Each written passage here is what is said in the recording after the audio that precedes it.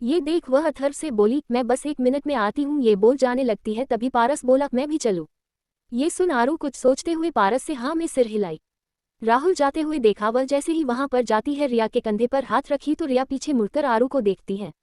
अचानक उससे न जाने क्या होता है, वह जाकर आरू के गले लग जाती है और उसके आंख से आंसू गिर जाते हैं और तो आरू हिल सी जाती है। उसे एहसास भी नहीं था कि रिया कुछ ऐसा करेगी और न ही उसने कभी सपने में उम्मीद किया था। रिया जो उसको बचपन से ही कुछ खास पसंद नहीं करती थी और उसकी शादी जबरदस्ती अनिरुद्ध से करने की वजह वह आरू को ही गुनहगार मानती थी और ऐसे उसको गले लगाना उसके लिए एक शौक से कम नहीं था। कुछ देर आरू रिया के ऐसे ही गले लगी रहती है, फिर वह उससे थोड़ी दूर होते हुए उसे देखी तो रिया की आंखों में नमी देख आरू बोली, क्या हुआ दी, आप ऐसे रो क्यों रहे हैं? ये सुन रिया बोली, क्यों, मैं तुम्हें गले नहीं लगा सकती, आफ्टर ऑल तुम मेरी भाभी हो। यह आरू के लिए दूसरा झटका था। हालांकि रिया की खुशी और दुख का कारण सिर्फ इतना था कि वह आज ऐसे इंसान का चेहरा देखी थी जो उसने कभी सोचा नहीं था कि वह इंसान वैसा हो सकता है। उस इंसान से बचाने वाली आरू और प्रियांशु ही थे। आज अगर वह दोनों वहां पर ना होते तो शायद हम दोनों की शादी भी हो चुकी होती। वजह चाहे जो भी हो, भले ही खुद आरू और प्रियांशु उसकी शादी करने गए थे, पर कहीं ना कहीं उसकी ही वजह से ही राधिका यह शादी नहीं होने दी थी। ये सब याद करते हुए रिया खुद सोचने पर मजबूर था, अगर उसकी शादी राहुल से हुई होती तो वह कैसा होता। तभी आरू की नजर पिंकी पर पड़ी। पिंकी को देखते हुए बोली, क्या हुआ, कुछ हुआ है क्या? ये बोल वह थोड़ी घबरा से जाती है। ये देख रिया कुछ बोलती तभी पीछे से अथर्व आते हुए बोला, क्या बात है, तुम सभी यहाँ पर? ये सुनते ही रिया अथर्व को देखी, वह जाकर उसके गले लग जाती है। अथर्व उसके सिर पर प्यार से हाथ रखते हुए बोला, मुझसे झूठ बोलने की कोशिश मत करना, बात क्या है, साफ साफ बताओ। ये बोलते हुए वह सभी वही एक कान में बैठ जाते हैं। वही पिंकी अपना सिर झुकाए बैठी थी। रिया बात को कैसे कहे वह समझ नहीं पा रही थी और पिंकी अथर्व को देख डर और झिझक दोनों रही थी। ये देख अथर्व पिंकी के हाथों पर हाथ रखते हुए बोला, जैसे रिया मेरी बहन है वैसे तुम भी मेरी बहन हो, क्या बात है, सच सच बताओ। ये सुनते हैं पिंकी बताना शुरू करती है, राहुल जो उस कॉलेज के बाहर मिलता था। पिंकी तो दूरी हमेशा बना कर रखती थी, पर राहुल का हर समय उसे बचाना, हर समय उसके साथ रहना, आना जाना पिंकी को पहले तो कुछ अजीब सा लगा, पर जब वह पिंकी को कुछ गुंडों से बचाया था जो खुद राहुल के ही भेजे थे, तब से पिंकी को वह अच्छा लगने लगा था। दोनों के ही बीच में दोस्ती की शुरुआत हुई, धीरे धीरे ही दोनों में प्यार होने लगा। जो प्यार पिंकी की तरफ से प्योर था, पर उसकी तरफ से तो यह हैवानियत थी। कुछ देर बाद वह चुप हो जाती है। ये देख रिया एक गहरी सांस लेते हुए सीधी तौर पर बोलती है, भाई उसके पास पिंकी के एमएमएस है। ये सुनते ही आरू अपने मुंह पर हाथ रख लेती है। वही पारस जो वहां बैठे कब से पिंकी को देखे जा रहा था, जैसे ही वह सुनता है वह गुस्से में उठते हुए बोला, साला कमीना आदमी, रुको, अभी मैं उसकी हड्डी पसली न तोड़ी तो मेरा नाम बदल देना। ये कह वह उठने लगता है तो अथर्व उसका हाथ पकड़ नीचे करता है। तभी रिया बोली, मुझे जहां तक उम्मीद है और जहां तक मुझे अब समझ आ रहा है, वह इंसान ये सब इसलिए किया ताकि वह मुझे ब्लैकमेल कर सके और मैं ये पता लगा सकूं कि उसके चाचू को जेल पहुंचाने का कारण और वह सबूत क्या है। ये सब सुनते ही अथर्व को भी माजरा समझ में आ जाता है। तभी आरू थोड़ी हैरानी से बोली, क्या मतलब, कैसा सबूत? ये सुन रिया उसे देखते हुए बोली, क्या तुम्हें नहीं पता? ये सुन आरू ना में सिर हिलाई तो रिया बताना शुरू करती है कि कैसे अधिराज और रावी का रिश्ता था और कैसे हर्षवर्धन ने अपनी चालें चली थी, कैसे रावी किडनैप हुई थी और कैसे अधिराज की हालत खराब थी और साथ में अधिराज के ऊपर मर्डर, रेप, ड्रग्स, न जाने कौन कौन सी अनलिमिटेड चीजों का नाम लगाकर उसके पूरे खानदान, परिवार, यहाँ तक कि अधिराज का भी नाम बदनाम किया गया था। ये सुन तो आरू हैरान हो जाती है। उसे इसका अंदाजा बिल्कुल नहीं था कि जो उसके घर में केस चल रहा है वह किसी और का नहीं, खुद उसके पति का था। आरू अपने मन में ही कुछ कंफ्यूजन करने लगती है, रावी को लेकर, अधिराज को लेकर वह कुछ सोचने लगती है। अगले ही पल वह खुद से कहती है, क्या रावी को डेविल सिर्फ इसलिए आसपास रखा है ताकि वह गवाह दे सके? ये सब वह सोचे जा रही थी पर उसका सिर फट रहा था। अगले ही पल रिया बोली, इन सब में उसने पिंकी को फंसाया। ये बोल पिंकी को देखते हुए बोली, सॉरी पिंकी, यह सब मेरी वजह से हुआ। ये सुनते ही पिंकी की आंखों में फिर से नमी आ जाती है। वह उसका हाथ पकड़ते हुए बोली, नहीं भाभी, आपकी कोई गलती नहीं है, मैं ही ऐसे लड़के के चालबाज को नहीं समझ पाई। ये बोल वह उसके कंधे पर सिर रख देती है। वही आरू गुस्से में बोली, इस राहुल की तो ऐसी की तैसी प्रियांशु। ये सुनते ही प्रियांशु बोला, हाँ जैसा तू सोच रही है बिल्कुल उसके साथ वैसा ही होगा। उसे हम दोनों ने कुत्ता न बनाया तो नाम बदल देना। दोनों ही एक दूसरे को देखते हैं तो अथर्व बोला, क्या सोच रहे हो तुम दोनों? ये सुनते ही आरू कुछ प्लान बताने लगती है। वही सभी कुछ देर बाद वहां से निकलते हैं। तभी आरू रिया से बोली, रिया दी आप घर जाए, उसके बाद हम प्लान डिस्कस करेंगे। ये सुन रिया सिर हिला पिंकी को वहां से लेकर चली जाती है। अगले ही पल वह प्रियांशु से बोली, चल मुझे कुछ काम है। ये बोल वह अथर्व से बोली, मास्टर आप चलो, हम थोड़ी देर बाद आते हैं। ये कह उसके साथ निकल जाती है। अथर्व कुछ बोल भी पाता वही आरू जाती है। तभी उसकी टक्कर सामने आ रहे इंसान से होती है। सामने कोई और नहीं अविनाश था। अविनाश से टक्कर से प्रियांशु उसे संभाल लेता है। जैसे ही उसकी नज़र सामने अविनाश पर पड़ी तो आरू बोली, तुम? अविनाश उसे देखते हुए बोला, क्या बात है और क्या कोइंसिडेंस है, हमारी मुलाकात बार बार हो रही है। लगता है नियति भी कुछ इशारा ही कर रही है। ये सुनते ही आरू अजीब सा मुंह बनाते हुए बोली, ज्यादा ना मेरे से लाइन मारने की कोशिश मत करो, कहीं ऐसा ना हो कोइंसिडेंट में तुम्हारा थोबड़ा बिगाड़ दूं। ये सुन अविनाश उसे घूरते हुए बोला, रैबिट मैंने तुम्हें बचाया था, भूल गई क्या? क्या कोई अपने सेवियर को ऐसे भूलता है? ये सुन आरू को वह पल याद आता है जब वह गिरने को होती है और अविनाश उसे बचाता है। आरू उसके सामने खड़ी होकर बोली, ओह हेलो मिस्टर, आपने मुझे बचाया था। मैंने नहीं बोला था, ये बात मैंने पहले ही कही, और यह क्या जानना पहचान घुसे ही चले आ रहे हो। और हाँ, मुझे ये रैबिट नाम बिल्कुल नहीं पसंद करती है। मुझे ऐसा क्यों लग रहा है कि नाम मुझे सुना सुना लग रहा है। फिर खुद से कहती है, रैबिट मीन्स चूहा या खरगोश, क्या होता है? अरे जो भी हो, भला सुना सुना क्यों ही ना लगे। बोल वह अविनाश को देखती है जो अभी भी मुस्कुराते हुए उसे देखा था। ये देख आरू उसे देख बोला, ओ हेलो, क्या मैं इतनी फनी लग रही हूँ कि तुम मुझे देखकर हंसे जा रहे हो? ये सुन प्रियांशु अपने हाथ के स्लेब ऊपर करते हुए बोला, आरू हाथ तो इसका नक्शा मैं अच्छे से ठीक करता हूँ। यही वह अविनाश को एक मुक्का जड़ने को होता है, क्योंकि आरू को कोई ऐसे देखे ये प्रियांशु को कहाँ बर्दाश्त था। पर वह मुक्का अविनाश को लगता कि अविनाश आरू की तरफ देखते ही वह प्रियांशु का हाथ अपने हाथों में पकड़ लेता है। वह पकड़ कुछ इतनी तेज थी कि प्रियांशु के हाथों में दर्द सा होने लगा था और वह उसे खुद को छुड़ा नहीं पा रहा था। आरू प्रियांशु के चेहरे पर एक अजीब सा दर्द देख अविनाश के पेट में एक मुक्का जड़ देती है, जिससे अविनाश के हाथ पकड़ ढीली होता है और वह एक कदम पीछे हो जाता है। ये देख आरू उसे उंगली दिखाते हुए बोली, अगली बार यह कोई भी कोइंसिडेंट ना हो, कहीं ऐसा ना हो मैं किसी इंसिडेंट में बदल दूं। ये बोल प्रियांशु को लेकर चली जाती है। वही अविनाश आगे बढ़ने को होता है, पीछे से रवि बोला, सर कुछ अपडेट होती है? ये सुनते ही अविनाश उसे घूरते हुए बोला, तुम यहाँ क्या कर रहे हो? रवि बोला, सर इमरजेंसी है, हर्षवर्धन आपसे मिलना चाहता है और गजेंद्र ने मिलने की जेल में मिलने का अपॉइंटमेंट निकलवा लिया है। ये सुनते ही अविनाश कुछ सोचते हुए सिर हिला देता है। वही रात के वक्त रात के 11:30 बज चुके थे। वही आरू अपने कमरे में अभी भी जाग रही थी। वह अधिराज का इंतजार कर रही थी। जब से उसे यह सारी बातें पता चली थी उसके मन में बहुत कुछ चल रहा था। उसे जानने के लिए वह बहुत ज्यादा आतुर थी। कहने को वह नाराज थी अधिराज से, पर वह कहीं ना कहीं वह जानती थी कि अधिराज उससे प्यार करता है, क्योंकि जिस प्यार को उसने फील किया है वह अधिराज की आंखों में आरू देख सकती थी। बट रावी की मौजूदगी उसे तकलीफ तो दे रही थी। बट आज जो भी बात हुआ उस बात के लिए वह थोड़ी फिक्र सी हो गई। वही अधिराज की गाड़ी अंदर एंटर करती है। यह एहसास होते ही वह तुरंत बालकनी से नीचे झांकती है तो अधिराज कार से बाहर निकलता है। बाल उसके मैसी हो चुके थे, आंखों में उसका फ्रेम चश्मा, अपने कोट को अपने हाथों पर रखे अपने टाई को ढीली करते हुए अंदर आ रहा था। उसे देख आरू के चेहरे पर मुस्कान आ जाती है। वह नीचे आने के लिए जैसे ही उतरती है उसकी नजर रावी पर पड़ी, जो अधिराज को देख उसे रोकती है। अधिराज राती को देखा तो रावी बोली, राज तुम इतनी देर से ऑफिस आ रहे हो, मैं तुम्हारे लिए डिनर लगा देती हूँ।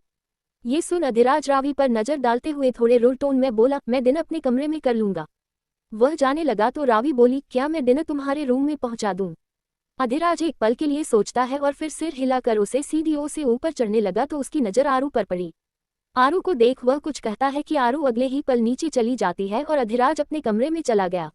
आरू किचन में जाती है जहां रावी खाने को गर्म कर रही थी। रावी आरू को देखते हुए बोली, मैं बस राज के लिए खाना गर्म कर रही थी। ये सुनते ही आरू बोली, मैं उनके लिए खाना लेने आई हूँ। ये सुन रावी बोली, चलो मैं पहुंचा देती हूँ। ये कह ट्रे लेती है तो आरू उस ट्रे को पकड़ बोली, थैंक यू, आपने मेरे हस्बैंड के लिए इतना सोचा, बट इतनी रात को हमारे कमरे में आ जाएगी तो यह अच्छा नहीं रहेगा। मेरे कहने का मतलब आप समझ तो रही होगी ना? ये सुन रावी चुप हो जाती है। तभी आरू बोली, वैसे थैंक यू इतना ज्यादा सपोर्टिव होने के लिए। ये बोल ट्रे लेकर चली जाती है। रावी तो बस आरू को ही देखे जा रही थी। वह जब से आई थी आरू के कुछ अलग अलग ही भाव उसे देखने को मिले, कभी चुलबुली, कभी शैतानी, कभी शरारती, तो कभी मेच्यो, तो कभी सबसे लड़ाई कर जाना। आरू को जाते देख उसके पीछे चली जाती है। वही आरू जैसे ही अंदर जाती है अधिराज शॉवर लेकर बाहर आता है और अपने बाल को पोंछ रहा था, इसलिए उसने सिर्फ लोवर पहना हुआ था। अधिराज की नजर आरू पर पड़ी जिसके हाथ में ट्रे था। ये देख उसके चेहरे पर मुस्कान आ जाती है। आरू ट्रे टेबल पर रखते हुए बोली, ज्यादा मुस्कुराने की जरूरत नहीं है। वह क्या है ना, आपके दोस्त ने खाना लगाया था तो सोचा मैं अपने कमरे तक तो ला ही सकती हूँ। वही डोर से खड़ी रावी यह सब देखे और सुने जा रही थी। वहीं अगले ही पल अधिराज आरू को कमर से पकड़ खुद के करीब खींच लेता है। ये होते ही आरू के हाथ उसके सीने पर चले जाते हैं। अधिराज आरू के गर्दन में अपना चेहरा छुपा लेता है। ये सब देख रावी अपनी कदम पीछे कर अपने कमरे में चली जाती है। कमरे में जाते ही दरवाजा को लॉक कर दरवाजे से टिक कर वहीं बैठ जाती है। उसके आंख से आंसू बह जाते हैं और वह एक टक सामने देखे जा रही थी और खुद से कहती है, राज तुम सब मेरे साथ खेल खेल रहे हो, मुझे पता ही नहीं था। तुम्हें क्या लगा कि मैं बेवकूफ़ बन जाऊंगी? आज भले ही मैं रिपोर्टर नहीं रही, पर तुम मेरा दिमाग नहीं छीन सकते। अब मैं तुमको बताऊंगी कि खेल कैसे खेलते हैं। एपिसोड 252। रावी का गवाही देने से पलटना, प्यार भरा पल। अधिराज आरू के गर्दन में अपना चेहरा छुपाया था। आरू कुछ पल के लिए वैसे ही आंखें बंद कर खड़ी थी। अधिराज उसके कमर में हाथ डाल उसे पास करते हुए बोला, क्या बात है? लगता है मेरी बीवी को मेरी करीबी पसंद आ रही है।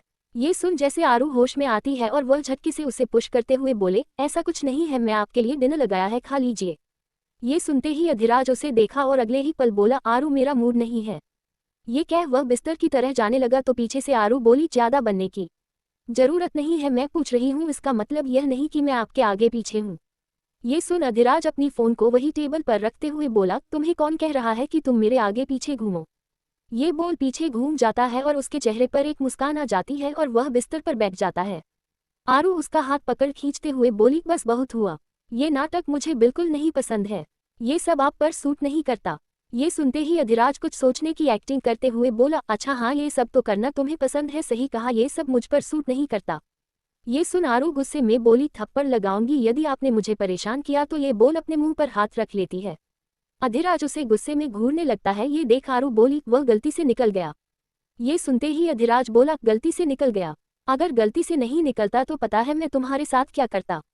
ये बोलते हुए सेंटर टेबल पर रखे फ्रूट से चाकू निकालता है और आरू की तरह बढ़ता है। ये होते ही अपने कदम पीछे करते हुए बोली, डेविल आप मजाक कर रहे हो ना?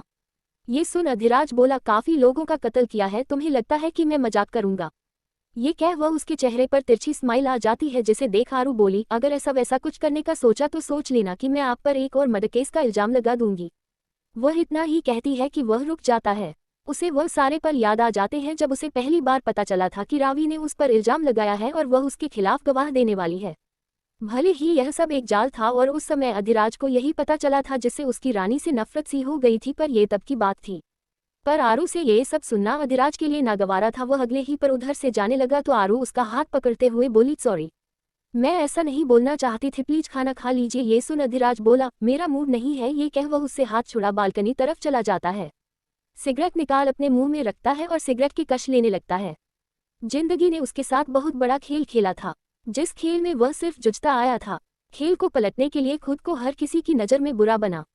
इतना बड़ा अंपायर खड़ा किया ताकि उसके नाम से लोग डरे। उसके ऊपर इल्जाम लगाने से पहले भी लोग 100 बार सोचे। जिस राजावत परिवार के नाम को उसकी वजह से खराब किया गया था, उसको उसने एक मुकाम पर ले जाने की कोशिश की। आरू का ये कहना उसे चुप सो गई थी। वह आरू के साथ कोई भी गलत तरीके से पेश नहीं आना चाहता था। वह उसकी कमजोरी बन चुकी थी, वरना दूसरा कोई होता तो शायद अब तक उसकी जान ले लिया होता। आरू, जिसे आज ही पता चला था कि क्या हुआ था पास में अधिराज के साथ, वह अधिराज को समझने की कोशिश कर रही थी। वह उसका पति था, उसका प्यार था। वह उसे ऐसे समय पर उसको अकेला नहीं छोड़ सकती थी। हालांकि वह रावी से रिश्ते के लिए अभी भी नाराज थी और नाराज आगे वाले समय में भी रहने वाली थी, बट एक पत्नी का धर्म उसके लिए सबसे इम्पोर्टेंट था। उसने हमेशा अपने पापा के साथ अपनी मां को देखा, राधिका को अपने पति परिवार के साथ बचपन से खड़ा रहते देखी थी। तो अब जब बारी आज उसकी थी तो कैसे अपने पति का साथ छोड़ सकती थी? वह समझने की कोशिश कर रही थी अधिराज को, बट अधिराज का ऐसी छोटी सी बात पर नाराज होना उसे समझ नहीं आया। उसे इतना एहसास हुआ कि शायद उसकी यह छोटी सी बातें अधिराज के लिए बड़ी बात थी।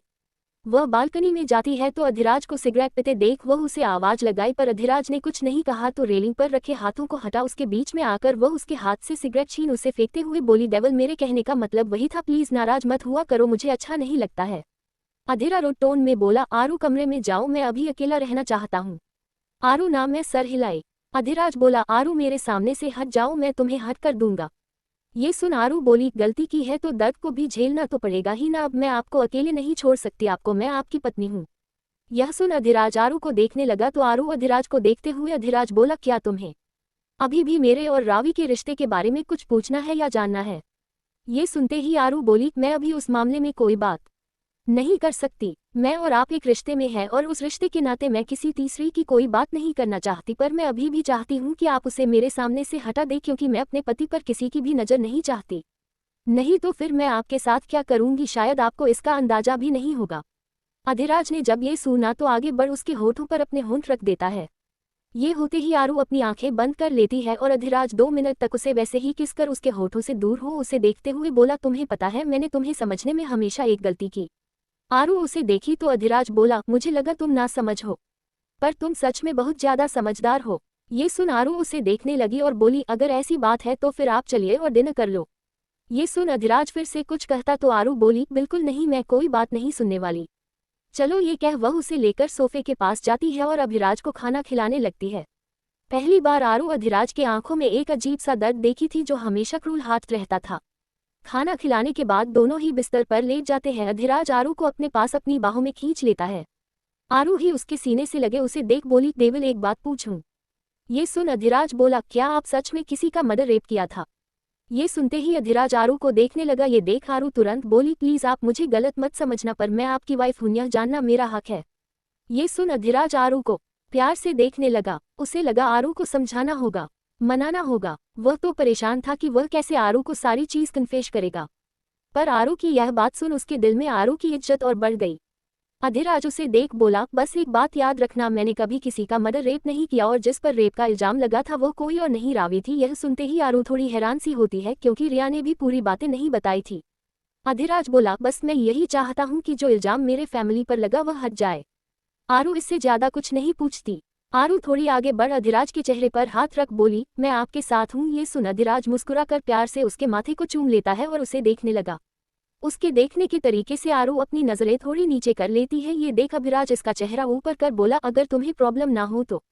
ये सुन आरू के चेहरे पर शर्म से आ जाती है और वह ना में सर हिला उसके सीने में अपना सर छुपा लेती है। ये होते हैं अधिराज आगे बढ़ लाइट्स को डीम कर देता है और अगले ही पल आरू की टी शर्ट को निकाल फेंक देता है और आरू के गर्दन को चूमने लगता है।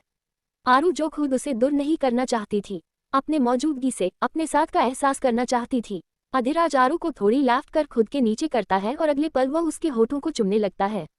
धीरे धीरे दोनों के ही बीच की किस इंटेंस होती जा रही थी। आरू की सांसें तेज होने लग रही थी। उसकी भी नाखून अधिराज के पीठ पर कसती जा रही थी। दोनों ही एक दूसरे को बेहद पैशनेट होकर एक दूसरे को सौंपे जा रहे। दोनों की ही जरूरतें और इच्छा जाग रहे थे। इतनी समय बाद आरू अधिराज को पास जाना चाहती थी। वही अधिराज आरू जो उसे समझने की कोशिश कर रही थी। ये देख आज वह भी खुद को आरू के पास जाने से रोक नहीं पा रहा था। इस बात से अनजान कि उसके ऐसा करने पर आने वाला खतरा जो उसी के सिर पर पड़ने वाला था। अधिराज आरू को पैशनेट होकर धीरे धीरे उसके बॉडी से हर कपड़े को बेपर्दा करता जा रहा था। आप बस उसकी बाहों में सिमटी जा रही थी, उसके एहसास को फील करती जा रही थी, उसके होठों को अपने बॉडी के हर अंग पर फील कर सकती थी। धीरे धीरे अधिराज वाइल्ड होने लगा, पर इससे भी आरू को कोई प्रॉब्लम नहीं थी क्योंकि वह खुद अधिराज को अपने आगोश में चाहती थी। आज दोनों ही एक दूसरे को अपना प्यार, अपनी प्यास, अपनी चाहत, अपनी डिजायर एक दूसरे को दिखा रहे थे। अगले ही पल आरू की चीख कमरे गुज जाती है। ये देख अधिराज बोला, हम काफी समय बाद इंटीमेट हो रहे हैं, बस थोड़ा और फिर तुम्हें बेटर फील होगा। आरू आंसू भी आंखों बस सिर हिला दी। कुछ देर बाद दोनों ही एक दूसरे को कोऑपरेट करने लगे और एक दूसरे को फील करने लगे। कुछ देर बाद आरू अधिराज के ऊपर ही उसके सीने पर लेटी हुई थी, उसके पीठ तक चादर। दोनों ही एक दूसरे के आगोश में आंखें बंद कर सुकून से सो चुके थे।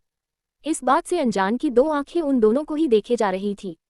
दरवाजा खुली रहने के कारण रावी अपने आगे उठाए हुए कदम के बारे में एक बार और सोचती है और उसे कंफर्म करने के लिए एक बार और वह अधिराज और आरू को देखना चाहती थी। ऐसा करना शायद एक लड़की के लिए शर्म से बात होगी, बट उसने ऐसा किया जब उसकी नज़र दरवाजे के हल्के खुले भाग से अधिराज और आरू पर पड़ी, जो दोनों ही एक दूसरे से चादर में सिमटे हुए थे। अधिराज जो शर्टलेस था, पर आरू की पीठ जो कि खुली हुई वह दिख रही थी। ये देख रावी के चेहरे पर एक भी फीकी सी मुस्कुराहट आ जाती है और वह अगले ही पल अपने कमरे में चली जाती है। 2 दिन बीत चुके थे। इस बीच अविनाश हर्षवर्धन से मिला। हर्षवर्धन ने उसे कुछ ऐसा बताया जिसे सुन अविनाश भी हैरान था। हर्षवर्धन ने कहा कि उस घर में यदि सभी की जान किसी लड़की में बसती है तो वह कोई और नहीं आरू है। हर्षवर्धन ने ये तो नहीं बताया कि आरू कौन है, और ना ही वह बताना चाहता था क्योंकि उसे लगा कि शायद अधिराज की वाइफ के रूप में वह आरू को कुछ ना कर सके। बट अविनाश ये जानकर हैरान था कि कैसे एक लड़की हर किसी की जान हो सकती है। अविनाश जो खुद एक माफिया था, उसने इस बारे में कुछ सोच और उसने अपने स्टाइल से तैयार था। वही सुबह के टाइम आरू अपने एक्सरसाइज से अथर्व के साथ अंदर आती है। अंदर आते ही उसकी नज़र डाइनिंग टेबल पर सभी पर बैठे पड़ती है। ये देख वह जल्दी से दौड़कर अपने कमरे की तरफ चली जाती है। कमरे से वह कुछ ही देर में नहाकर और एक नॉर्मल सब शर्ट और शार्ट पैंट पहनकर बाहर आती है और चेयर पर अधिराज के बगल में बैठ जाती है। अधिराज को एक नज़र देख मुस्कुरा कर वह भी खाना खाने के लिए बैठी। तभी राधिका ररावी को देख बोली, तुम्हें याद है ना कि कल तुम्हारी पेशी है? ये सुन रानी जो खाना सभी को दे रही थी परोस खुद भी चेयर पर बैठते हुए बोली, मुझे तो पता है कि कल मेरी पेशी है। पर रानी के बोलने टोन कुछ ऐसा था कि सभी उसकी तरफ देखने लगे। रावी खाने को अपने मुंह में डालते हुए बोली, पर मैंने कुछ डिसाइड किया है। यह सुन सभी रावी को देखने लगे। तभी वह बोली, मैंने डिसाइड किया है कि गवाही देने के बदले मुझे कुछ चाहिए। ये सुनते ही सभी हैरानी से उसे देखने लगे और यह सुनते ही शिल्पा को तो जैसे मन में लड्डू फूट गया। तभी राधिका थोड़े रूड टोन में बोली, कैसी बातें कर रही है रावी, हमने आपकी जान बचाई है। ये सुनते ही रावी भी एटीट्यूड में बोली, आपने हमारी जान बचाई है तो जान बचाने के बदले आपकी फैमिली पर लगे धब्बे को भी मैं मिटा रही हूँ, जो कि मैं कभी जानबूझकर नहीं लगाई थी। मेरा मुझसे प्यार छीना गया, मुझे मेरा दोने वाला पति छीना गया। आखिर मेरे भी हाथ में कुछ नहीं है तो मुझे भी तो कुछ चाहिए ना। ये सुन अधिराज उसे देखा है और अपने खाने को गुस्से थाली में पटकते हुए बोला, रावी कहना क्या चाहती हो तुम, और इस वक्त पर आकर तुम ऐसे कैसे मूव कर सकती हो। ये सुनते ही रावी बोली, क्यों राज क्यों, मैं पलट नहीं सकती। जब तुम इतने बदल सकते हो, इतना मुझसे प्यार करने के बाद भी, इतना दिन मेरे साथ रहने के बाद भी, तुम किसी और से प्यार कर अपनी जिंदगी में इतनी खुश कैसे हो सकते हो। मैंने कोशिश की कि मैं तुम्हें तुम्हारी खुशियों के बीच में रख मूव करने की, लेकिन मुझे ये बर्दाश्त नहीं होता कि तुम किसी और के साथ इतने खुश रहो। यदि तुमने मुझे वह दर्द दिया है तो वह दर्द तुम्हें भी झेलना होगा, वरना भूल जाना कि मैं किसी चीज की गवाही देने वाली हूँ। ये सुनते ही अधिराज गुस्से में रावी का हाथ पकड़कर उसे खींचते हुए बोला, रावी बस करो, ये सब क्यों करना चाहती हो तुम, ऐसे वक्त पर आकर अपनी बात से मुकर नहीं सकती। ये सुनते ही रावी बोली, क्यों, तुम तो मेरे साथ खेल खेल रहे थे, ऐसा दिखाने की कोशिश कर रहे थे कि तुम्हारे और तुम्हारे पत्नी के बीच में कुछ ठीक नहीं है ताकि मैं तुम्हारी तरफ आकर्षित होकर यह गवाह बनूं, तो फिर मैं ऐसा क्यों नहीं कर सकती। ये सुनते ही अधिराज गुस्से में रावी को झटकते हुए बोला, रावी मैं तुम्हें कभी कोई चीज की हिंट नहीं दी, नहीं मैं तुमसे कहा कि मैं तुमसे प्यार करता हूँ, न ही मैंने तुमसे कहा कि मैं तुम्हें अपने जीवन में शामिल कर सकता हूँ। अगर उम्मीद बंधी थी तो वह तुमने बांधी थी, मैंने तुम्हें साफ तौर पर सिर्फ दोस्ती के लिए हाथ बढ़ाया था, जो कि मैं सच में दिल से चाहता था। पर सच कहा जाता है कभी कोई रिश्ता ऐसे मुकाम पर दोस्त नहीं बन सकता, और तुमने जो। ये सुनते ही रावी अधिराज को रोकते हुए बोली, बस राज, मैंने जो फैसला सुना दिया वही रहेगा। ये सुनते ही अधिराज बोला, क्या चाहती हो तुम, पैसा दौलत शोहरत क्या चाहती हो, जो कहो अपने मुंह से, पर तुम्हें ये गवाही देनी होगी चाहे किसी भी कीमत पर। अगर तुमने ऐसा नहीं किया तो मैं तुम्हारी जान ले लूंगा।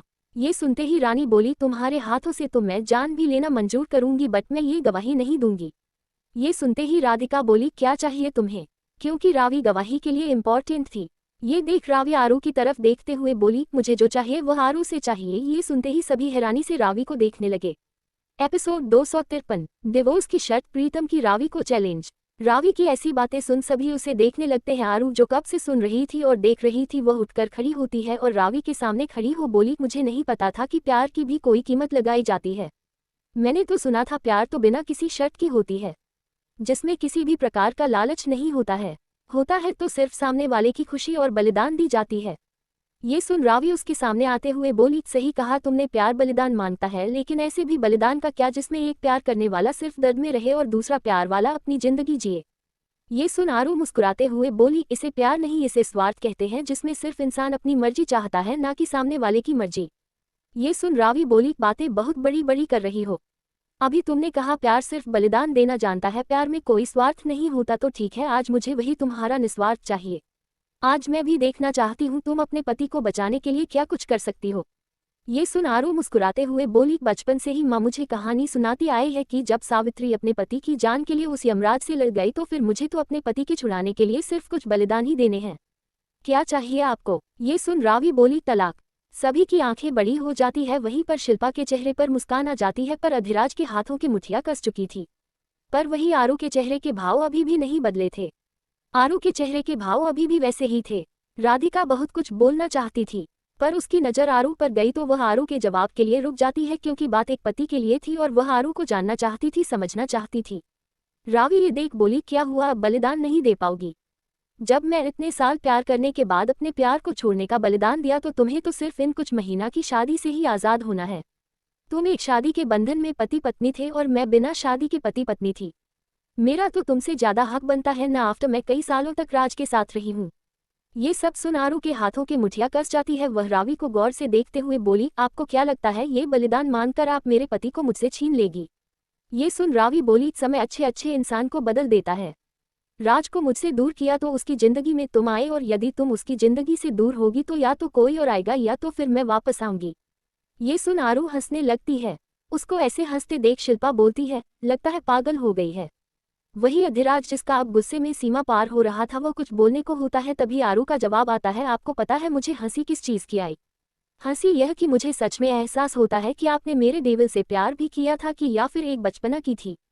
ये सुन रावी बोली, मुझे प्यार का ज्ञान मत दो, मैंने तुमसे जो मांगा है उसका जवाब दो, वही ये कहती है। तभी पीछे से अधिराज बोला, पर मैं आरू को तलाक नहीं दूंगा और तुम्हें नहीं कोर्ट में जवाब देना है मत तो मुझे फर्क नहीं पड़ता, पर मैं तुम्हारी यह वाहियात शर्तों को नहीं मानने वाला।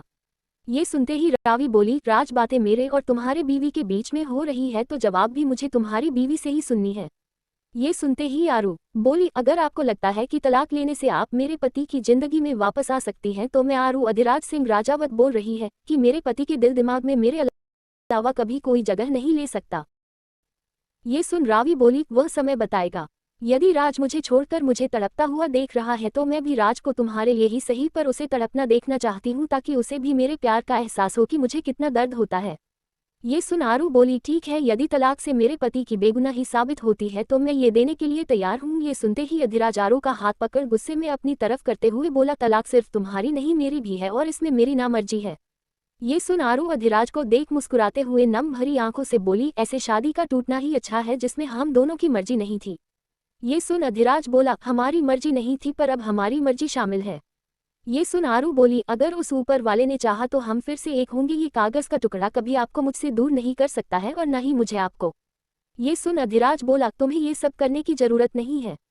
ये सुन आरू बोली, ये करने से ही कई लोगों की जिंदगी संवरेगी। यह बोलते हुए आरू को वह पल याद आता है जब पिंकी की एमएमएस वीडियो उसे राहुल के पास है और यह हर्षवर्धन को जेल जाना ही बहुत चीजों का अंत था और अधिराज को देखते हुए बोली, आप शायद मेरी यह सजा के रूप में ही ले लीजिए क्योंकि आपने मुझे बहुत सारी बातें छुपी अपनी इस एक्स गर्लफ्रेंड के बारे में।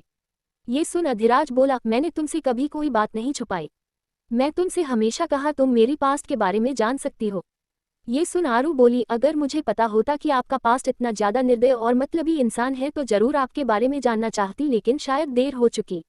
ये सुन अधिराज आरू के चेहरे पर हाथ रखते हुए बोला, तुम्हें ये सब सोचने की जरूरत नहीं है, मैं सब संभाल लूंगा। ये सुन आरू बोली, अगर आप सब संभाल लेते हैं तो ये लड़की अब तक यहाँ पर ना होती। ये सुन अधिराज चुप हो जाता है तो आरू उसकी तरफ देखते हुए बोली, शायद यह आपकी एक परीक्षा है कि आप मुझसे दूर रहकर भी मुझे कितना याद कर पाते हो। वही यह सब रावी देखी तो उसके आंखों में आंसू गिर जाता है। आखिर वह अधिराज और आरू के अंदर जो एक पर बेइंतहा प्यार देख रही थी, पर वह खुद को मजबूत करती है।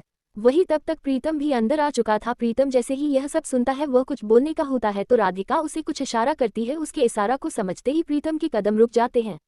तभी आरू की फिर से आवाज आती है, 6 महीने। ये सुन सभी उसे देखते हैं तो आरू बोली, -6 महीने हैं आपके पास, अगर आप मेरे पति को मुझसे दूर कर सकती हैं तो दिया आपको 6 महीने। लेकिन अगर इन 6 महीने में भी आप मेरे पति को खुद के लिए नहीं अपना पाए तो याद रखिएगा कि मैं सामने से खुद के ही पति से शादी कर पूरे रस्म रिवाज के साथ में इस घर में कदम रखूंगी। ये सुन रावी बोली, मुझे मंजूर है पर शर्त मेरी भी यह है कि इस घर में मैं भी रहूंगी और तुम भी। अधिराज कुछ बोलने को होता है तो आरू उसकी तरफ मुड़ नम आंखों से बोली, देवल मैं आज तक आपसे कुछ नहीं मांगा पर मैं नहीं चाहती कि लोग मुझे ये कहे कि मुझे आप और आपका प्यार कोई खैरात में मिला है। मैं साबित करना चाहती हूँ कि आप मेरे हो और मैं आपकी। हमारी शादी मजबूरी में हुई थी पर हमारा प्यार किसी भी मजबूरी का मोहताज नहीं। वह इतना ही बोली कि पीछे से एक आवाज आई, यदि बात पति पत्नियों के बीच की हो रही है तो मैं भी कुछ कहना चाहता हूँ। सभी पीछे मुड़े तो वहां प्रीतम था। प्रीतम रावी को लाल खून भरी आंखों से घूरते हुए वह आरू के पास आता है और बोला, अगर सभी अपनी सारी शर्तें को मंजूर कर रहे हैं तो एक शर्त मेरी भी है। आरू के सामने खड़ा हो उसे खुद की तरफ कर देख बोला, मुझे एहसास हुआ था कि मेरी इस डियर दोस्त को सिर्फ तुम अपने बचपने से उसे एक नॉर्मल इंसान बना सकती हो जो मैंने सही समझा। तुमसे मेरा एक रिश्ता जुड़ा, दिल से एक बहन का रिश्ता। आरू नम आंखों से सिर्फ हाँ में सिर हिलाई तो प्रीतम उसके चेहरे पर हाथ रखते हुए बोला, पर मुझे नहीं पता था ये छोटी सी जिद्दी लड़की इतनी ज्यादा सेक्रीफाइस भी कर सकती है। ये सुन आरू के आंखों से आंसू बह जाते हैं। वही रावी यह सब देखे और सुनी जा रही थी। तभी प्रीतम रावी की तरफ मुड़ते हुए बोला, यदि 6 महीने में तुम किसी और के पति को अपना बनाने की जंग शुरू कर रही हो तो एक 6 महीना में मैं भी अपनी पत्नी को खुद के करीब रखने की हर कोशिश करूंगा, जिससे मेरे दोस्त और मेरी बहन का रिश्ता कभी न टूटे। ये सुन सभी हैरानी से उसे देखे, यहाँ तक कि अधिराज भी। रावी बोली, तो तुम ये बात मुझसे क्यों कह रहे हो? ये सुनते ही प्रीतम बोला, मैं ये बात अपनी पत्नी से कह रहा हूँ। रावी ना समझी में उसे देखते हुए बोली, व्हाट रबिश, कहना क्या चाहते हो तुम? ये सुनते ही प्रीतम बोल, कहना क्या चाहता हूँ, यही कहना चाहता हूँ कि तुम एक शादीशुदा होकर भी किसी और के पति के पीछे डोरे डाल रही हो तो फिर मेरा भी तो एक फर्ज बनता है कि मैं अपनी पत्नी को खुद की तरफ कर सकूं। ये सुन रावी चिल्लाकर बोली, यह क्या पत्नी पत्नी लगा कर रखा है? ये सुनते ही प्रीतम उसकी तरफ फाइल बढ़ाते हुए बोला, अगर विश्वास ना हो तो देख लो। ये सुनते ही रावी जैसे ही फाइल लेकर पढ़ने होती है तो उसमें मैरिज रजिस्ट्रेशन देख हैरान हो जाती है, जिस पर उसके और प्रीतम के फोटो लगे थे और साथ में उन दोनों की साइन। ये देख चिल्लाते हुए बोली, ये गलत है, ये झूठ है, मैं किसी पेपर पर साइन नहीं किया और तुम्हें तो मैं इस जन्म में कभी अपने पति के रूप में स्वीकार नहीं कर सकती। ये सुनते ही प्रीतम हंसते हुए बोला, पर अफसोस कि ये हो चुका है। ये सुन रावी की नज़र अचानक राधिका पर गई, जिसके चेहरे पर एक मुस्कान थी। ये देख रावी चिल्लाते हुए बोली, माँ जरूर यह सब आपने किया होगा, आप सभी ने मिलकर मैं मुझे फंसा रही है। ये सुन और राधिका जाकर चेयर पर बैठते हुए बोली, क्यों खेल सिर्फ तुम्हें खेलना आता है? ये सुनते ही रावी चिल्लाते हुए बोली, ये खेल नहीं, ये 2 जिंदगियां बर्बाद करना है। ये सुन राधिका उसे देखते हुए बोली, मैं तो तुम दोनों की जिंदगी सुधार रही हूँ, क्योंकि तुम ऐसे 2 लोगों की जिंदगी में घुसने की कोशिश कर रही हो जो दोनों आपस में खुश हैं, और प्रीतम जो कभी शादी न करने की कसम खाए है। ऐसे 2 लोगों को जोड़कर तो मैं तुम दोनों की जिंदगी बना रही हूँ जिससे सब कोई खुश रहे। ये सुन रावी चिल्लाते हुए बोली, नहीं, यह नहीं हो सकता। ये सुन राधिका बोली, क्यों नहीं हो सकता? जब तुम खुद के मन मर्जी से किसी का तलाक करवा सकती हो तो फिर मैं मर्जी से मैं तुम दोनों की शादी क्यों नहीं करवा सकती? आफ्टर ऑल तुम मुझे माँ कहती हो प्रीतम की, मैं माँ हूं तो तुम बच्चों की जिम्मेदारी मेरी होगी ना। ये सुन तो जैसे रावी का सिर फट सा जाता है, वह जाकर प्रीतम की कॉलर पकड़ते हुए बोली, तुम जैसा का इंसान मैंने आज तक नहीं देखा था।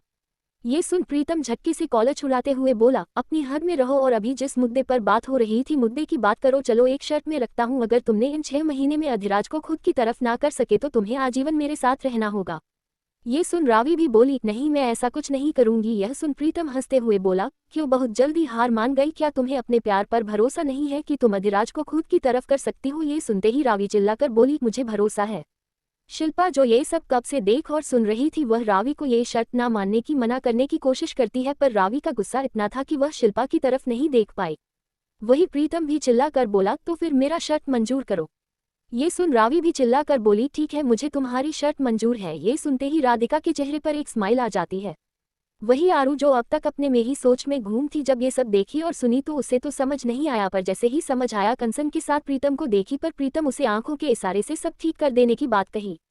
वहीं अरुण गहरी सांस लेकर पीछे मुड़कर अधिराज की तरफ देख कुछ कहने को हुई तो अधिराज उसे हाथ दिखाते हुए बोला, आना भी मत मेरे पास, जब तुमने हर चीज खुद ही डिसाइड कर लिया है और तुम सभी मुझे एक कठपुतली समझकर एक दूसरे से छीनने और देने की सामान समझकर रख लिया हो तो फिर तुम सब खेलो।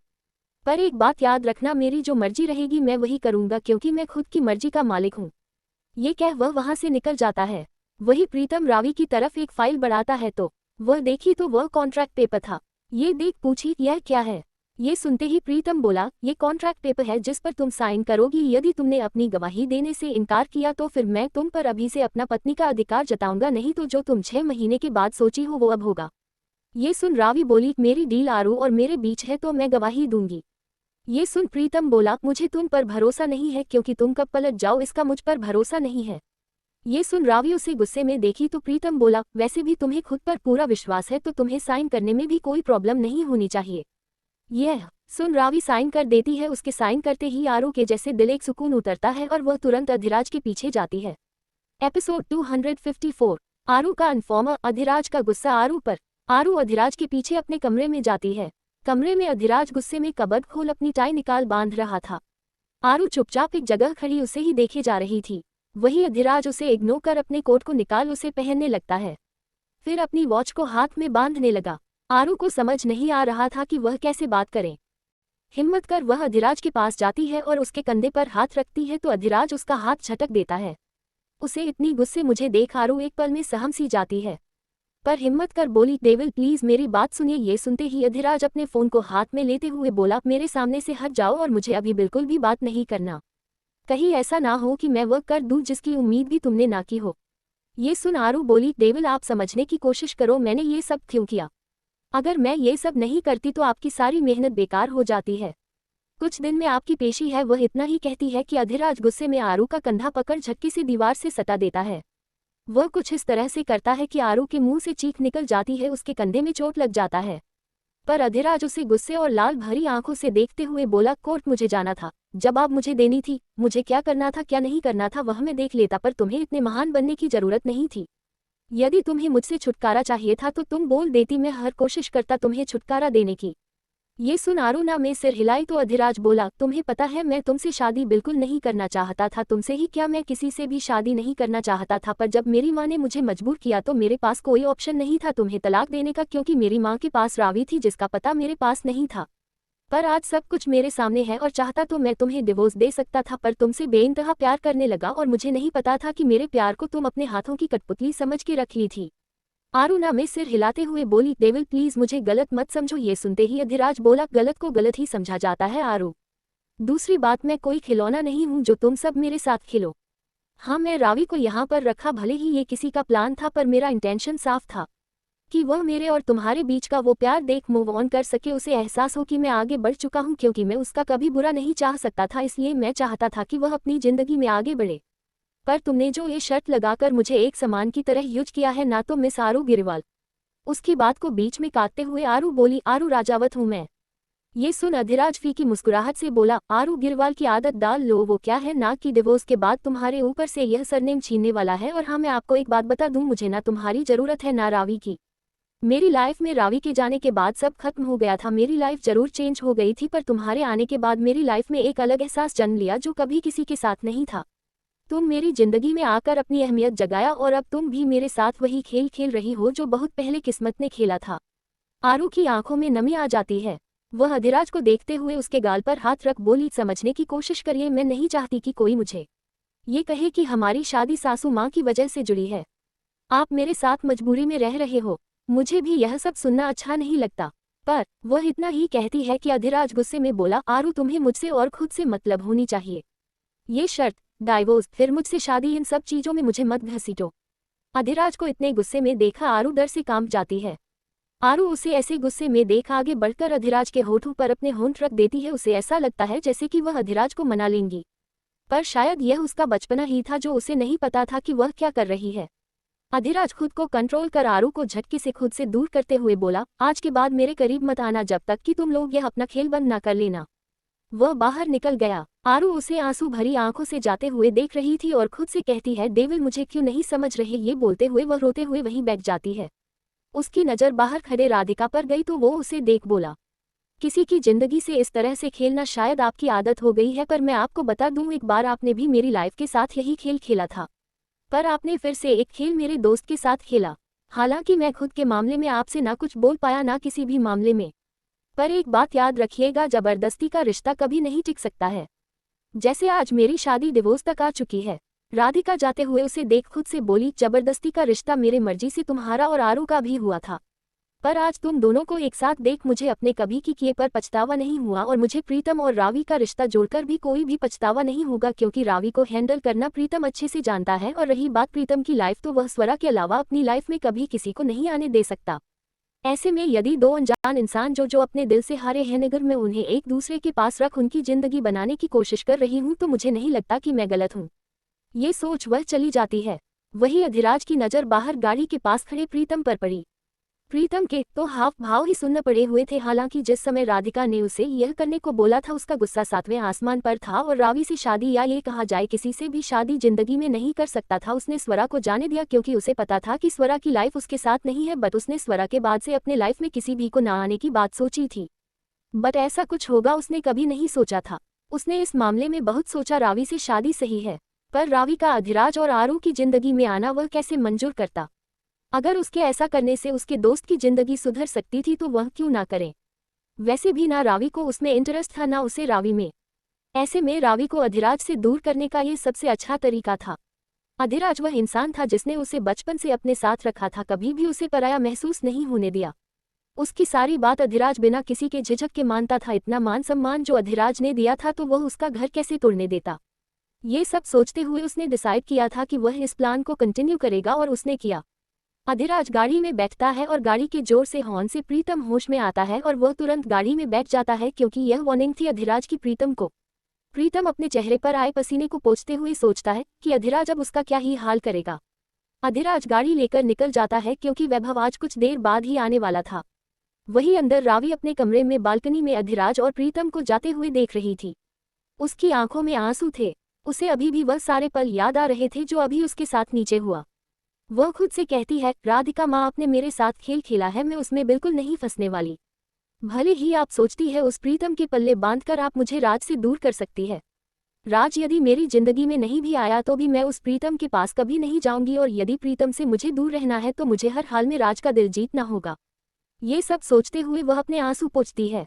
वहीं दूसरी तरफ ग्रेवाल हाउस में सभी डाइनिंग टेबल पर बैठे हुए थे और रचना कुछ डिस्कस कर रही थी। तभी शिव बोला, वैसे आप सभी को एक खबर बतानी है। ये बोलते हुए वह बरखा से बोला, वह पराठा पास करना।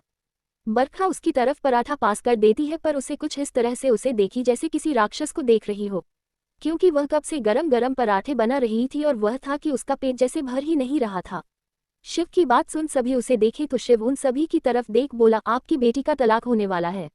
ये बात जैसे ही सभी सुने सभी को तो जैसे झटका सा लगता है। ये देख बगल में बैठा वैभव बोला, क्या बात कर रहे हो। ये सुनते ही शिव बोला, वही जो आज राजावत मेंशन में हूँ। ये सुन रचना बोली, तलाक? कैसा तलाक, और तुम्हें कैसे पता। ये सुनते ही शिव बोला, वैसे इत्तेफाक से ही सही, पर मैं एक डिटेक्टिव हूँ तो मेरी नज़र चारों तरफ रहती है। तो मेरी पहली खबर जो आप लोगों से जुड़ी थी तो मैं आप सभी को बता दिया। ये बोल खाने लगता है जैसे तो अब उसे कोई फर्क ना पड़ रहा हो। ये देख वैभव उसके पीठ पर एक जोर से मुक्का जलते हुए उसे खींचकर उठाकर लेकर वहां से चला जाता है। शिव बेचारा उसके मुंह में खाना अटका ही रह जाता है। वही रचना बोली, ऐसा भी क्या हुआ और क्या ये सच में हो सकता है। ये बोल घबराने लगती है। घबराए भी क्यों ना, वह अच्छे से जानती थी कि उनकी बेटी जिसे वह कभी एक समय पर पसंद नहीं करती थी, उसके बिना अब वह रह भी नहीं सकती। जिसे देख अमन जी बोले, आप घबराए मत, हम देखते हैं क्या बात हुई है। हो सकता है शिव मजाक कर रहा हो, आपको तो पता ही है शिव की मजाक करने की आदत है। ये सुन रचना बोली, उम्मीद है कि कुछ ऐसा ही हो। वहीं दूसरी तरफ ऑफिस में अधिराज सामने बैठे प्रीतम को गुस्से में घुरे जा रहा था। प्रीतम चुपचाप सिर झुकाए बैठा था। ये देख अधिराज उसकी तरफ पानी बढ़ाता है। प्रीतम एक झटके से पानी अपने गले के नीचे उतार लेता है। ये देख अधिराज बोला, अब उम्मीद करता हूँ कि तुम सब सच सच बताओगे, मुझे झूठ की एक भी लकीर नहीं चाहिए। ये सुन प्रीतम बोला, इसमें झूठ बोलने की क्या बात है, जो भी है सच तुम्हारे सामने है। तुम्हारी लवा अब मेरी बीवी है। ये सुनते ही अधिराज उसे घूरते हुए बोला, वह मेरी एक्स है। ये सुनते ही प्रीतम बोला, हाँ एक्स है, पर अभी भी तो तुम्हारे लिए पागल है। ये सुन अधिराज चुप होकर उसे देखता रहता है। तभी प्रीतम बोला, क्या हुआ। ये सुन अधिराज उसे देख बोला, अगर तुम्हें माँ ने मजबूर किया है तो तुम अभी भी इन सब खेल से अलग हो सकते हो। मैं नहीं चाहता अपने इन खेल में तुम और रावी दोनों ही खींचो। ये सुन प्रीतम बोला, अब यदि यह खेल खेला है तो इसका अंत भी करके रहूंगा, पर पहले तुम अपनी बीबी के खेल से निपट लो। ये सुन अधिराज बोला, उसे तो मैं अच्छे से सबक सिखाऊंगा। ये सुन प्रीतम बोला, क्यों, क्या करने वाले हो।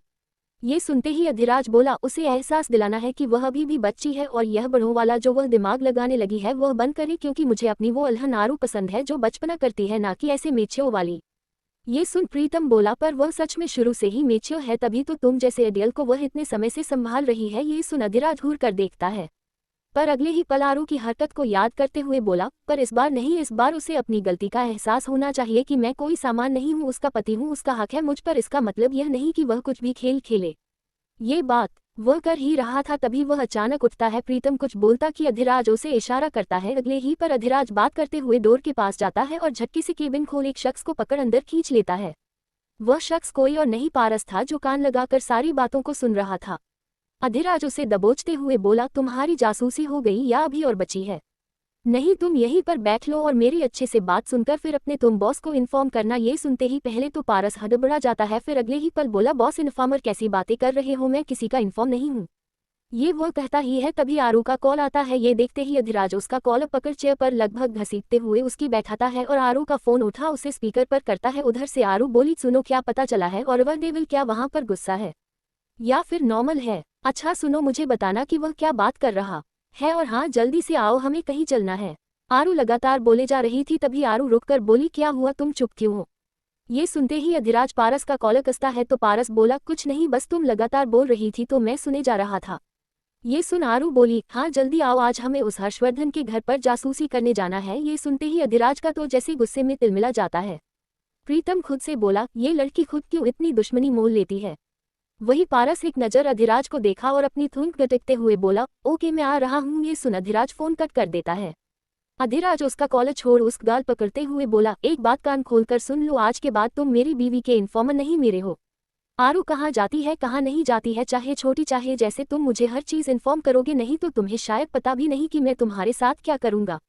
पारस को अपनी आंखों देखा उसे अधिराज का वह दिन याद आ जाता है जब वह किसी खूंखार की तरह शिकार कर रहा था। वह हकलाते हुए बोला, ओके ओके, मैं जरूर बताऊंगा।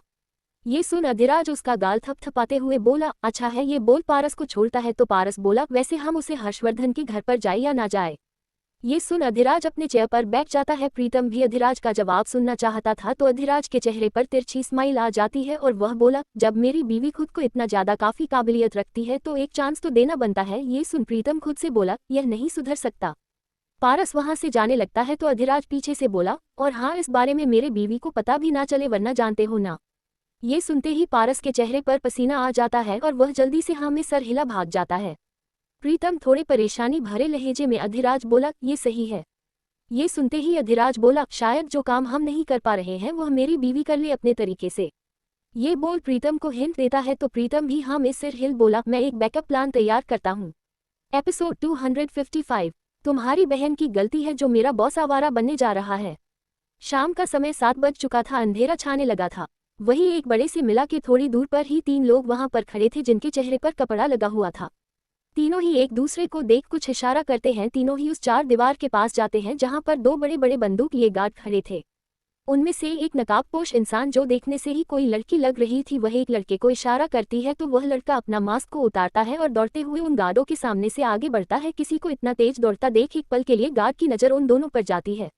अगले ही पर वह लड़का धड़ाम से नीचे गिरता है और जोर चिल्लाता है, लग गई मुझे। वह गार्ड एक दूसरे को देखते हैं और अगले ही पल इधर उधर देख तुरंत उस लड़के के पास जाते हैं। मौका पाते ही वह 2 शख्स जो कोई और नहीं आरू और पारस थे और वह लड़का जो गिरा था कोई और नहीं प्रियांशु था। मौका पाते ही दोनों दीवार के पास जाते हैं। पारस बोला, मुझे हाथ दो, मैं तुम्हें चढ़ाता हूँ। ये वह कहता ही है कि आरू लपककर एक ऊंची छलांग लगा दीवार पर चढ़ जाती है। ये देख पारस आंखें बड़ी किया और बोला, मैं हर बार क्यों अपनी बेइज्जती करवाता हूँ। ये लड़की तो मुझसे 4 कदम आगे है। ये बोल वह भी उछलकर ऊपर चढ़कर अंदर चला जाता है।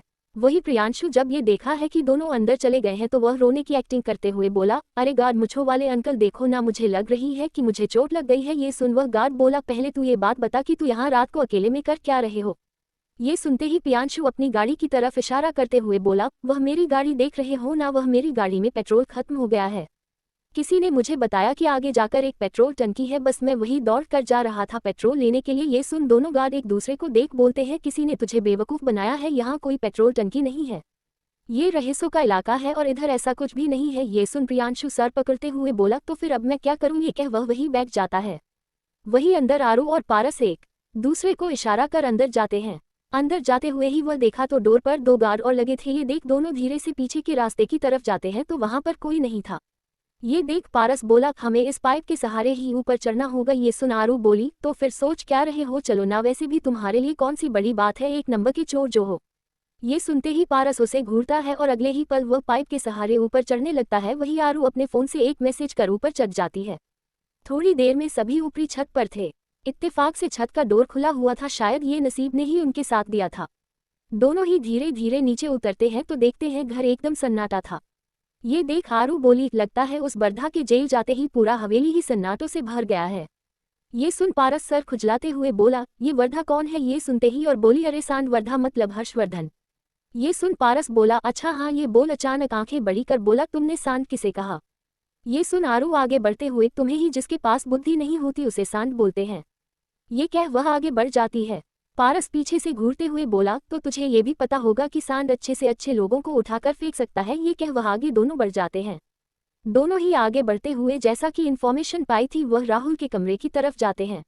आज राहुल घर पर नहीं था और न ही गजेंद्र हर्षवर्धन जेल में ही था। औरत नाम की तो कोई चीज नहीं थी। यह सब सोचते हुए वह दोनों अंदर जाते हैं। अंदर जैसे ही डोर खोले तो उनकी नजर सामने बेड पर सोते हुए राहुल पर पड़ी। ये देख दोनों ही एक दूसरे को देखते हैं और दोनों की ही आंखें बड़ी हो जाती है।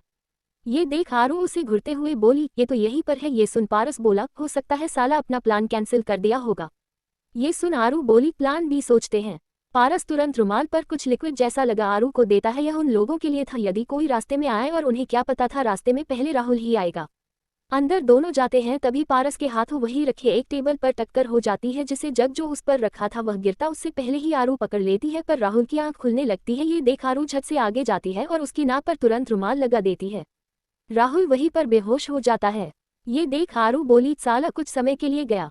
ये बोल दोनों ही उस पूरे घर की तलाशी करने लगते हैं, यहाँ तक कि पूरे घर में लैपटॉप से लेकर मोबाइल से लेकर जितनी भी चीज थी सभी वहां पर अपने साथ में एक बोरे में भरने लगते हैं। उन्हें नहीं पता था कि राहुल कहाँ कहाँ उसकी वीडियो को रखा होगा, बट उन्हें जो समझ में आया उन्होंने किया। सब कुछ करने के बाद आरू बोली, हमारा काम हो गया। ये सुन पारस बोला, एक बात तेरी समझ नहीं आई, यहाँ पर कोई नौकर चाकर क्यों नहीं दिख रहा है? ये सुन आरू बोली, बड़े लोग हैं, प्लान बनाएंगे तो कोई दीवार भी ना सुने, ये सब सो यहाँ के लोगों को हटा दिया होगा। ये सुन पारस हाँ में सिर हिलाता है। तभी पारस को याद आता है कि कैसे इस इंसान ने पिंकी को चीट किया। ये याद आते ही वह रुक जाता है। आरू बोली, क्या हुआ?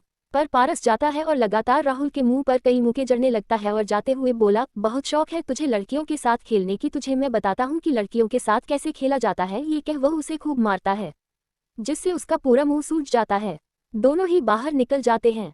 दोनों छत पर जाने को होते हैं तभी आरू बोली, एक मिनट रुकना। ये कह वह एक कमरे की तरफ जाती है। ये देख पारस बोला, ये तो उस बर्धा का कमरा है। ये देख आंखें बड़ी कर लेता है। वह आरू से कुछ बोलता इससे पहले ही आरू उस कमरे में चली जाती है और चारों तरफ नजर दौड़ने लगती है। पारस बोला, यहाँ देखकर तो लग नहीं रहा कि कुछ मिलेगा, चारों तरफ से लॉक है। देखो ना, मेरे पास इतना हुनर नहीं है और ना ही तुम्हारे पास इतना बुद्धि। यह सुन आरू, जो इस उम्मीद में आई थी कि कुछ उसके खिलाफ मिल जाए, वह खुद से बोली, हमारी सोच से भी 4 कदम ये सब आगे हो सकते हैं। राहुल का तो मिल जाना पॉसिबल था पर इसका नहीं। ये बोल वह भी जाने के लिए मुड़ती है। अचानक उसका हाथ पर्दा में फंस जाता है। पर्दा में फंसते ही वह पर्दा अपने हाथ के कंगन से छुड़ाने लगती है।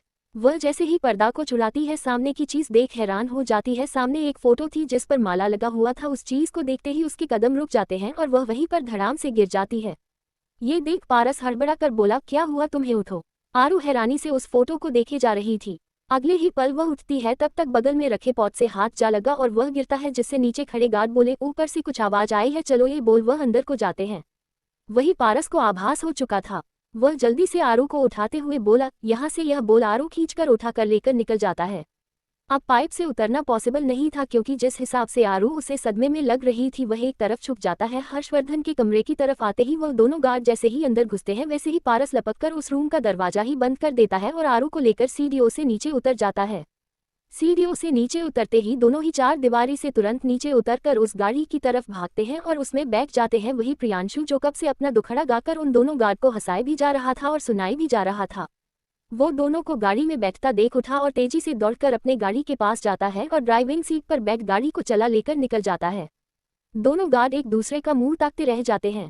कहाँ इस गाड़ी में पेट्रोल नहीं थी, अब कहाँ ये गाड़ी इतनी तेज भागी है। उन्हें कुछ खटका तो वह तुरंत अंदर को भागते हैं, पर शायद अब सब देर हो चुकी थी। उनकी गाड़ी निकलते ही दूर खड़े अधिराज के गार्ड अधिराज को कॉल कर बोले, बॉस वह सभी लोग यहाँ से निकल चुके हैं। अधिराज, जो ऑफिस से निकलते हुए अपने गाड़ी में था, वैभव उसके साथ था। वह हाँ में सिर हिलाता है और अपना सर सीट से टिका देता है। ये देख वैभव बोला, क्या हुआ? ये सुन अधिराज बोला, एक बात पूछूं?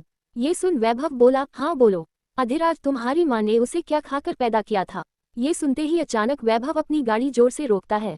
वह झटके से पीछे अधिराज को देखा है, वही बगल में बैठा शिव, जब वैभव के साथ जो उसके घर पर जाने वाला था। जैसे ही वह सुना पर जोर जोर से हंसने लगता है और हंसते हुए ही बोला, आज तक मैं भी यही कैलकुलेशन कर रहा हूँ कि उसे जैसे छोटी सी पिद्दी सी लड़की का आखिर ऐसा पैकेज कैसे पैदा हो गया। इसके 2 ऑप्शन हो सकते हैं। ये बोल अधिराज को देखकर आंख मारते हुए बोला, या तो ये सारा गुण उसकी माँ से है या फिर यह चालाकी कहीं और से ही उसके अंदर आई हुई है।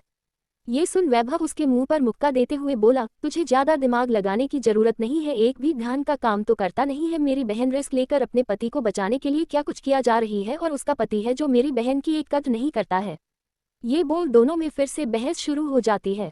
शिव उसे देख बोला, पहले खुद की बहन का देखो, पूरी की पूरी 420 वाली काम करती है। तुम्हें देखकर कहीं से भी वह लड़की लगती है। ये सुन वैभव कुछ बोलता तभी अधिराज, बात चलो। ये सुन दोनों ही झटके से पीछे देखते हैं तो अधिराज आंखें बंद किए हुए बोला, तुम्हारा बॉस हूँ, सवाल करने की हिम्मत भी मत करना। ये सुन दोनों ही एक दूसरे को देखते हैं। वह आगे गाड़ी बढ़ा देता है। हालांकि अधिराज ड्रिंक बहुत कम करता था, सिगरेट पीने की आदत जरूर थी, पर वह ऐसे ड्रिंक नहीं करता था, खासकर तब जब से आरू से शादी हुई थी। पर आज उसने ड्रिंक की बात की थी। ये देख उन्हें थोड़ा सा अजीब लगा, पर वह बॉस की हैसियत से भला क्या ही बोल सकते थे। कुछ देर बाद वह दोनों ही अधिराज के बताए हुए बाग की तरफ पहुंचते हैं। अधिराज अपने गाड़ी से बाहर उतरता है। बाहर उतरते ही सभी का लाइमलाइट अधिराज बन जाता है। इतनी हैवी पर्सनैलिटी देख आखिर क्यों ही किसी की नजरें ना मिले। उसके साथ में बगल में शिव और वैभव, जिनकी पर्सनैलिटी कहीं से भी कोई कम नहीं थी। शिव अपने बालों में हाथ फेरते हुए बोला, आज तो एक अलग ही मजा है। ये बोल वह अधिराज से आगे बढ़ता है, उससे पहले ही वैभव उसका हाथ पकड़ लेता है। अधिराज आगे बढ़कर बाग के अंदर चला जाता है। अंदर जाते ही न जाने कितनी लड़कियां अधिराज, शिव, वैभव तीनों पर ही नजर जैसे गड़सी जाती है। पर अधिराज की पर्सनैलिटी किसी राजा की तरह लग रही थी जो सभी का ध्यान केंद्रित कर रहा था। अधिराज जाकर एक आलीशान सोफे पर जाकर बैठ जाता है। मैनेजर वहां पर आते हुए बोला, मिस्टर राजावत, आप हमारे बा में इतने समय बाद। हम क्या करें आपके लिए, आप बताएं हमें। ये सुनते ही अधिराज उसे देखते हुए बोला, आज मैं एंजॉय करने के मूड में हूँ। ये सुनते ही वैभव और शिव एक दूसरे को देखते हैं, पर अगले ही पर शिव अपने कंधे उचकाते हुए बोला, इसमें तुम्हारी बहन की गलती है जो मेरा बॉस आवारा बनने जा रहा है। ये बोल वह भी ड्रिंक एरिया में चला जाता है। वही वैभव ये देख अपना सर खुजलाते हुए बोला, मुझे टेंशन अपनी बहन की नहीं अपने बॉस की हो रही है। कहीं ऐसा ना हो मेरे बॉस का आज काम तमाम हो जाए। ये सोच वह भी चुपचाप एक जगह पर बैठ जाता है। वही अधिराज इशारे से ड्रिंक देने के लिए बोला तो मैनेजर जो कि वहां की स्पेशल लड़कियों को ड्रिंक देकर भेजा। ड्रिंक को लिए कुछ लड़कियां उसके आगे पीछे हो लेती है। ड्रिंक देते समय एक लड़की बेहद अदा से उसे ड्रिंक देते हुए उसके पास बैठे हुए उसके सीने पर हाथ फेरते हुए बोली, सर ड्रिंक प्लीज, आप कहे तो कुछ और भी सर्विस दूं। ये सुन अधिराज ड्रिंक अपने होठों पर लगाते हुए बोला, नॉट इंटरेस्टेड। ऐसे ही कर करके न जाने कितनी लड़कियां उसके आगे पीछे मदराने लगती है। वही वैभव सिर पकड़े ये सब देखे जा रहा था। वही शिव इन सब की रिकॉर्डिंग बनाकर वह किसी को सेंड करते हुए बोला, मैं न तुम्हारा कोई हितैषी नहीं हूँ ना कोई दोस्त, सोचा कि तुम्हें सच्चाई से आईना दिखा दूं। ये बोल वह भेज देता है। रास्ते आरू जो कुछ सोच जा रही थी, अचानक उसकी फोन पर एक मैसेज आता है। वह उसे खोलती है। खोलते ही उसमें एक वीडियो पर उसका मैसेज आता है। वीडियो को ऑन कर जैसे ही वह देखी उसके हाथों की मुठ्ठियां कस जाती है। वह तुरंत पारस से बोली, गाड़ी रोको। ये सुनते ही पारस अचानक गाड़ी रोक देता है। तभी आरू बोली, ड्रीम हेवन बार क्लब ले चलो। ये सुनते ही पारस और प्रियांशु दोनों ही आंखें बड़ी कर बोले, वहां क्या बात है, आज हमें जन्नत का शेयर करवाना है क्या। ये सुनते ही आरू दांत पीसते हुए बोली, अपना मुंह बंद रखो और चलो। ये कह वह गुस्से में देखी तो पारस बोला, काली माता बनने की जरूरत नहीं है, चल रहा हूँ। अगले ही पर गाड़ी उसी बार क्लब की तरफ मुड़ है। लगभग 20 मिनट बाद गाड़ी वहां जाती है। आरू, प्रियांशु और पारस तीनों ही अंदर जाते हैं। वहां पर खड़े लड़कों की नजर आरू पर ही टिक जाती है। वही लड़कियों की नजर फिर से दो हैंडसम हंक पर। आरू गुस्से में जाकर मैनेजर के पास जाते हुए बोली, क्या यहाँ पर डेविल है। मैनेजर समझ नहीं पता तो आरू के बात को समझते हुए प्रियांशु बोला, अधिराज सिंह राजावत आए हैं। अचानक ऐसे अधिराज सिंह राजावत का नाम खुले तौर पर नाम लेना सभी की नजर आरू पर चली जाती है। तभी मैनेजर बोला, एक्सक्यूज मी, मैं ऐसे ही किसी की इन्फॉर्मेशन नहीं दे सकता। ये सुनते ही आरू अपना सर खुजलाते हुए बोली, देख मैनेजर, अच्छे से बता दो, मेरा दिमाग सटक रहा है। आरू इतना ही बोली तभी मैनेजर बोला, देखिए मैडम, हम पता। वह इतना ही बोला कि आरू उसके मुंह पर एक जड़ देती है। एपिसोड 256, डिवोर्स तुम्हारी मर्जी से और शादी मेरी मर्जी से, प्यार भरे पल। आरू जब मैनेजर के मुंह पर मुक्का मारती है तो सभी अपने मुंह पर हाथ रख लेते हैं। एक पल के लिए वहां पर एकदम सन्नाटा छा जाता है। ये देख मैनेजर गुस्से में चिल्लाते हुए बोला, तुम्हारी इतनी हिम्मत, सिक्योरिटी सिक्योरिटी बाहर निकालो इसे। वह इतना ही बोला कि पारस जो सिक्योरिटी गार्ड आ रहे थे वह दोनों सिक्योरिटी गार्ड आरू को छू भी पाते उससे पहले ही अपने मजबूत हाथों से उन्हें दूर धकेलते हुए बोला, आप बस भी करो। अरे भला कोई किसी इंसान के बारे में पूछ रहा है तो इतना भी ज्यादा बवाल करने की क्या ही जरूरत है। ये सुन मैनेजर कुछ कहता तभी प्रियांशु आगे आते हुए बोला, मैनेजर, मेरे हिसाब से अधिराज सिंह राजावत, आई मीन राजावत आपके वीआईपी गेस्ट है। ये सुन मैनेजर हाँ में सिर हिलाया तो प्रियांशु अपना कार्ड निकाल कर दिखाते हुए बोला, मैं प्रियांशु सिंह राजावत, अधिराज सिंह राजावत का छोटा भाई। वह कार्ड जो हर राजावत के पास था वह देखते ही वह मैनेजर अपने पसीने साफ करते हुए बोला, आपको पहले ही हमें बताना चाहिए था।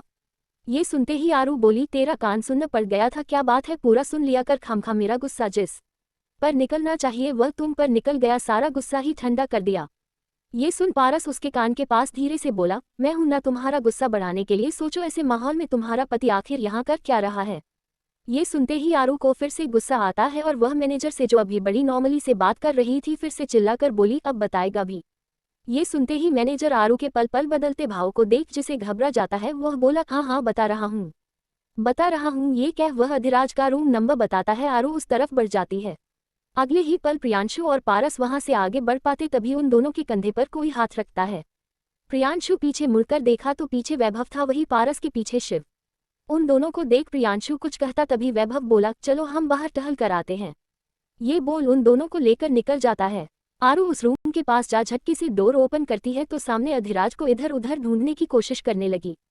तभी उसकी नजर वही कमरे के बालकनी में खड़े अधिराज पर पड़ी जो शर्टलेस सिगरेट लेकर धुआं उड़ा रहा था। आरू अपने कदम बढ़ाती तभी उसकी नजर बाथरूम में जाती है जहां से एक लड़की बाथरूम से निकल रही थी। उसके हाथ में एक शर्ट थी और जैसे ही वह लड़की को देखी उसकी तो तेवरियां ही चढ़ जाती है। वह अपने कदम उस लड़की की तरफ बढ़ाती है। लड़की आरू की आंखों में इस तरह का गुस्सा देखा वह डर से कांप जाती है क्योंकि आरू का गुस्सा सच में सांतवे आसमान पर था। आरू अपने कदम बढ़ा रही थी तभी वह लड़की हकलाते हुए बोली, देखो कौन हो तुम, ऐसे कैसे तुम इस कमरे में आ सकती हो। ये सुनते ही आरू बोली, मेरा छोड़ो, तुम्हारी हिम्मत कैसे हुई मेरे पति के कमरे तक आने की। वही अधिराज सिगरेट पी रहा था। जैसे ही आरू की आवाज सुनता है उसके चेहरे पर एक मुस्कान आ जाती है। आरू उस लड़की को देखी जिसके आधे अधूरे फटे हुए कपड़े। ये देख आरू गुस्से में बोली, अगर इतनी ही अपनी हॉट बॉडी दिखाने का शौक है तो क्यों ना मैं तुम्हारे बचे हुए कपड़ों को भी काट दूं। दरअसल उस लड़की ने एक वन पीस डाला हुआ था जो थाई के ऊपर और उसके आगे की बॉडी काफी विजिबल लग रही थी। आरू भी छोटे कपड़े पहनती थी पर कभी भी उसकी बॉडी का कोई हिस्सा कभी भी नहीं दिखता था और इस लड़की को अपने पति के कमरे में ऐसे देख तो उसका मूड ही खराब हो जाता है। वह लड़की उसे देख बोली, हो कौन तुम। ये सुन आरू गुस्से में उसका हाथ पकड़ मरोड़ देती है और उस लड़की का बाल खींचते हुए बोली, मैं कौन हूँ, कम सुनाई देता है, मैंने कहा ना वह मेरा पति है। मेरे पति के कमरे में आने की हिम्मत भी कैसे हुई। यह कह वह उस लड़की के गाल पर जोर से चांटा मरती है। उसे लड़की ने जो यहाँ पर अधिराज को फंसाने के मूड से आई थी पर अधिराज को वाइन देते समय उसकी शर्ट पर उसकी वाइन गिर जाती है। ये देख अधिराज कुछ कहता तभी वह लड़की बोली, सर प्लीज मुझे अपनी शर्ट साफ करने दीजिए, मैं अभी क्लीन करके चली जाती हूँ। अधिराज भी कुछ सोचते हुए अपने शर्ट को खोल उस लड़की को दे देता है। शायद उसे आरू के आने का खबर जो मिला था या ये कहा जाए उसकी सोची समझी प्लान थी जो बिना कहे शिव ने की थी। वही आरू की बात सुन वह लड़की दर्द से कराहते हुए बोली, छोड़ो मुझे, मैंने कुछ नहीं किया, छोड़ो मुझे प्लीज सर, सर प्लीज मुझे बचाइए। ये सुनते ही आरू बोली, तुम्हारे सर क्या ही करेंगे, तुम्हारे सर खुद अभी मुझसे बचने की भीख मांगेंगे और तुम कह रही हो तुम्हारे सर बचाएंगे। वही अधिराज अंदर कदम बढ़ाते हुए बोला, छोड़ो उसे। ये सुनते ही आरू गुस्से में बोली, बड़ी दया आ रही है। ये सुन अधिराज आरू को पीछे से खींच देता है। उस लड़की को जैसे जन्नत मिल गई। उसे महसूस हो रहा था जैसे उसके हाथ ही लगभग टूट चुके हो, स्वेलिंग आ गई थी। वह छुटते ही वहां से ऐसे भागती है जैसे उसके पीछे न जाने कितने कुत्ते पड़े हो। छोड़ो मुझे, मैं उसे लड़की को नहीं छोड़ने वाली, हिम्मत भी कैसे भी आपके कमरे में आने की। वह इतना ही बोली कि अधिराज उसे पीछे मोड़ते हुए बोला, इधर देखो। वह इतना ही बोला कि अचानक उसके मुंह पर एक जोर से मुक्का लगता है। ये होते ही अधिराज तो एक पल के लिए अपनी आंखें ही बंद कर लेता है। वही आरू इतने से ही नहीं रुकती, अधिराज को गुस्से में उसके सीने पर मार धकेलते हुए बोली, मैंने छोड़ा नहीं, दूसरी लड़कियों के पास चले गए मुंह मारने। ये बोल उसके सीने पर मारे जा रही थी। वही अधिराज उसे ही देखे जा रहा था। आरू मारते हुए उसे झटके से वही बिस्तर पर धकेल देती है और उसके ऊपर बैठ वह उसे वही रखे तकिया को खींचकर मारने लगती है। अधिराज एक टक आरू को ही